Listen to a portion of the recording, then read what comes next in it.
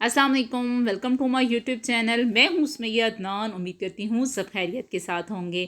आज मैं आपके साथ एक ख़ास किस्म की बर्फ़ी की रेसिपी लेके आई हूँ, जो कि हम खजूर और बहुत सारे ड्राई नट्स का इस्तेमाल कर रहे हैं, क्योंकि उमूमन लोगों के जोड़ों का दर्द होता है, कमर में दर्द होता है, और बच्चों ख़ास तौर पर, क्योंकि बच्चे उमूमन खजूर को, ड्राई नट्स को स्किप कर देते हैं। अगर आप लोग ये घर में बना के इसको स्टोर कर लेंगे तो ईज़िली बच्चे भी खा सकेंगे और बूढ़े भी खा सकेंगे, जो कि उनके लिए बहुत ही मुफीद है। शुगर फ्री आज हम ये बना रहे हैं रोल, यानी कि आप इनको लड्डू भी बना सकते हैं, रोल भी बना सकते हैं, इस तरह की बर्फ़ी भी बना सकते हैं। जैसा आपको पसंद हो आप वैसे इसको बना सकते हैं।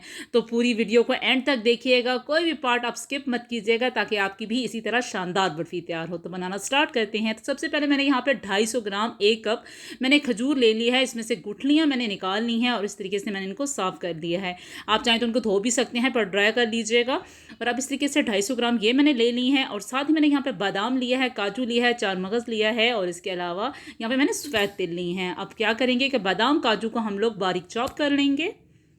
यहाँ पे मैंने एक पैन ले लिया है और उसमें मैं सिर्फ और सिर्फ 1 टेबल स्पून देसी घी ऐड करूँगी। आप चाहें तो एक नॉर्मल घी भी इस्तेमाल कर सकते हैं, पर देसी घी की तो क्या ही बात है, बहुत ही हेल्दी है। और अब इसमें क्या करेंगे कि हमने बादाम और काजू को इस तरीके से रफली चॉप कर लिया था। अब इसके अंदर डालेंगे, इसको हम रोस्ट करेंगे। साथ ही में इसमें मैं 4 मगज़ भी डाल दूँगी, और हम इसको अब तकरीबन 1 से 2 मिनट के लिए स्लो आंच पे हम इसको रोस्ट कर लेंगे, ताकि इसकी अच्छी सी खुशबू भी आ जाए और इसका अच्छा सा कलर भी आ जाए। तो तकरीबन 1 से 2 मिनट हो गए हैं मुझे रोस्ट किए हुए। अब हम साथ ही क्या करेंगे कि जो सफ़ेद तिल थे वो भी मैं इसके अंदर डाल दूँगी। सफ़ेद तिल को भी हमने तब तक रोस्ट करना है जब तक इसकी चटकने की आवाज़ ना आ जाए, यानी कि जब ये अच्छा से इसका कलर आ जाएगा तो हमने इसका चूल्हा ऑफ कर देना है, और फिर इसके बाद हम नेक्स्ट काम करेंगे। तो बस अब तकरीबन ये रोस्ट हो चुकी हैं और अच्छा कलर आ चुका है। तो अब इसको मैं प्लेट में निकाल लेती हूँ। सारी प्लेट निकालने के बाद हम क्या करेंगे कि इसी पैन में दोबारा हम लोग 1 टेबल स्पून देसी घी ऐड करेंगे, यानी कि सिर्फ 2 टेबल स्पून हम लोग इसमें घी ऐड कर रहे हैं, और ज़बरदस्त किस्म की हमारी ये बर्फ़ी तैयार हो रही है। जैसे ही घी थोड़ा सा मेल्ट होता है, तो जहाँ पे हमने ये खजूर को इस तरीके से बारीक मैंने ग्राइंड कर लिया था, इस तरह फॉर्म इसकी आ चुकी है माशाल्लाह, आप देख सकते हैं। तो बस ऐसी ही फॉर्म होनी चाहिए। अब मैं क्या करूँगी कि इसको हम इस घी के अंदर डाल देंगे। आपने यहाँ पे घबराना नहीं है, इसको आराम से आपने एहतियात के साथ इस तरीके से आपने घी में पकाना है, थोड़ी देर के लिए कुक करना है। इसको आंच आपने बहुत स्लो रखनी है, क्योंकि हमने थोड़ा सा इसको बस कलर देना है, शाइनिंग देना है देसी घी का, पकाना नहीं है, कुक नहीं करना खजूर को। तो बस अब इस तरीके से मैं चम्मच की मदद से इसको प्रेस करती जाऊँगी, ताकि सब में अच्छे से देसी घी ऐड हो जाए और अच्छे से इसकी स्मूथ सा पेस्ट बन जाए। तकरीबन 2 से 3 मिनट लगातार मैं इसको चम्मच की मदद से इस तरह घुमाती फिराती रहूँगी, ताकि ये अच्छे से सॉफ्ट हो जाए खजूर। ये बिल्कुल शुगर फ्री है, हम इसमें कोई चीनी या कोई गुड़ इस्तेमाल नहीं कर रहे। तो ये बहुत ही ज़बरदस्त किस्म की हमारी बर्फ़ी तैयार हो जाएगी, और आप लोग इसको ईज़िली बना के घर में स्टोर करके रख सकते हैं। जब भी दिल करे बच्चों का, बड़ों का, तो वो ईज़िली खा सकते हैं। और मेरा तो मानना है कि अगर आप लोग ऐसे स्नैक्स बना के घर में रख लेते हैं, तो बच्चों को ऊट पटांग चीज़ें खाने का मौका भी नहीं मिलता, और वो ईज़िली ऐसी चीज़ें खाते हैं जो उनके लिए हेल्दी होती हैं। तो बस तकरीबन खजूर को मैंने इस तरह रोस्ट कर लिया था। अब ड्राई नट्स जो हैं वो सारे मैं इसके अंदर डाल दूँगी, और हम ड्राई नट्स को इसमें मिक्स करेंगे। और साथ ही मेरे पास यहाँ पे 1/2 कप खोपरे का पाउडर था, ठीक है, वो मैं अब इसमें डाल दूँगी। अब इनको हम मिक्स करेंगे।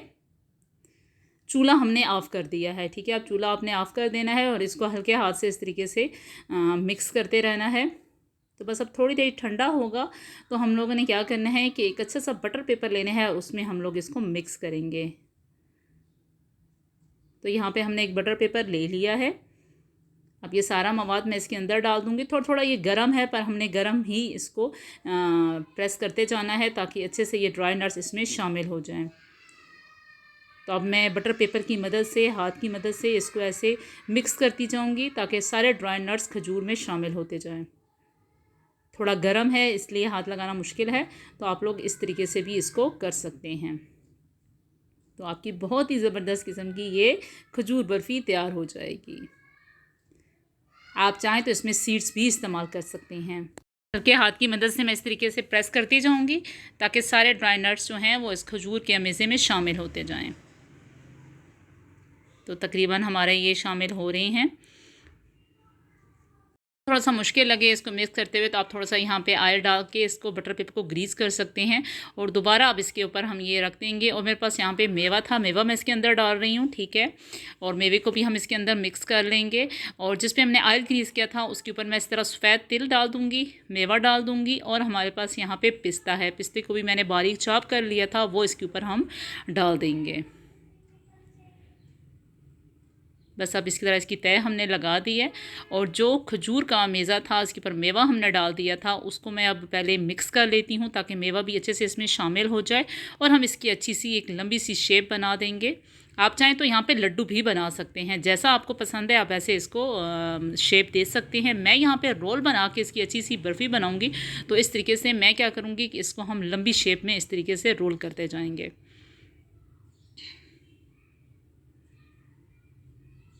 तो बस मैं इस तरीके से अब इसको रोल कर रही हूँ ताकि इसकी अच्छी सी हाथ से रोल शेप बन जाए। और आपको ये भी डाउट ना रहे कि आपका जो ड्राई फ्रूट है वो एक तरफ है, इसलिए आप इसको अच्छे से मिक्स भी ज़रूर कीजिएगा ताकि सारे ड्राई नट्स जो हैं वो इक्वली डिस्ट्रीब्यूट हो जाएं इसके अंदर। तो बस अभी किस तरीके से मैंने लंबी सी शेप इसकी बना रही हूँ।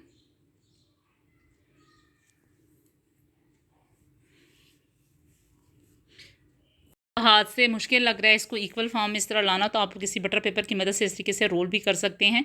तो बस तकरीबन हमारा ये रोल तैयार हो चुका है। अब जिस पे हमने तय लगाई थी तेल की और सफ़ेद तिल की, चार मगज़ की, अब उसके ऊपर मैं इस तरीके से रोल करती जाऊँगी ताकि इसके चारों कोनों पर अच्छे से चार मगज़ और पिस्ते की अच्छी सी कोटिंग हो जाए। तो माशाल्लाह आप देख सकते हैं कि कितने अच्छे तरीके से हमारा ये रोल बन चुका है। और जहाँ जहाँ आपको लगे कि नहीं लगा हुआ तो आप उसकी मदद से इस पर लगाते जाएँ। अब इसके ऊपर मैं दोबारा लगा रही हूँ पिस्ते की कोटिंग और वो अच्छे से इसके ऊपर हम स्प्रेड कर देंगे।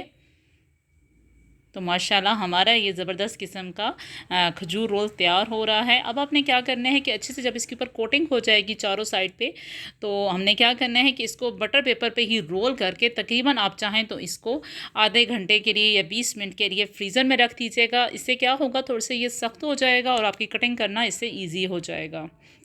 और फिर आप इसके बाद इसको ईज़िली से कटिंग करके इसको आप स्टोर भी कर सकते हैं। अब इसके तरीके से मैं इसको रोल कर रही हूँ, ठीक है।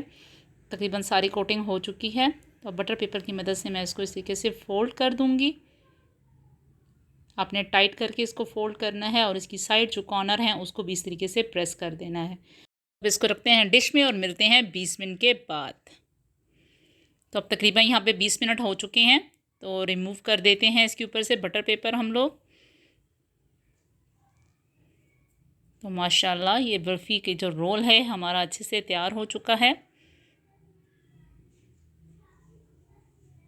बहुत ही शानदार लग रहा है और बहुत ही अच्छे तरीके से इस पर ड्राई फ्रूट्स की रोलिंग हुई हुई है। तो अब हम इसको बस नाइफ़ की मदद से काट लेते हैं। जैसे आपको शेप चाहिए आप इसकी शेप रख सकते हैं। तो मैंने थोड़ी सी मोटाई इसकी इतनी रखी है और इस तरीके से हम इसको काट देंगे। थोड़ा सख्त है क्योंकि हमने फ्रीज़र में रखा था, उसके बाद ये नॉर्मल टेम्परेचर में हो जाएगा तो ये आप उसको ईज़िली खा सकेंगे। उम्मीद करती हूँ आपको ये रेसिपी बहुत अच्छी लगेगी। अच्छी लगे तो लाइक कीजिए और अपने फ्रेंड्स के साथ शेयर कीजिए। अगर आप मेरे चैनल पे नए आए हैं तो इसको सब्सक्राइब करना मत भूलिएगा और मुझे फ़ीडबैक लाजमी दीजिएगा क्योंकि आपकी फ़ीडबैक की जो होती है वो हम लोगों की हौसला अफजाई करती है। और प्लीज़ मुझे कमेंट में बताइएगा कि आपकी ये खजूर की बर्फ़ी कैसी बनी। और इसके अलावा आप कुछ और चीज़ खाना चाहते हैं या बनवाना चाहते हैं तो मुझे बता सकते हैं। कमेंट्स में मुझे लाजमी बताइएगा ताकि मैं वो भी आपके साथ शेयर कर सकूं। तो माशाल्लाह हमारी ज़बरदस्त किस्म की खजूर की बर्फ़ी तैयार है। बहुत ही शौक़ से खाएंगे बच्चे बूढ़े सारे। मेरे घर वाले तो बहुत ही शौक़ से खाते हैं। उम्मीद करती हूँ आपके घर वाले भी इसको बहुत ही पसंद करेंगे क्योंकि अगर आप घर में इसको बनाते हैं तो ये आपका ईज़िली आसानी से बन जाती हैं क्योंकि घर में हर वक्त ये चीज़ें दस्तयाब होती हैं। और अगर आप ये मिठाई बाहर से लेने जाते हैं तो आपको काफ़ी महंगी पड़ती है। तो इसलिए इसको घर में बनाएं, आपको मालूम होगा कि आपने कितने ही इसको अच्छे तरीके से बनाया है और आप लोगों के लिए बहुत ही ये हेल्दी बर्फ़ी होगी। दुआओं में मुझे याद रखिएगा। अल्लाह हाफ़िज़।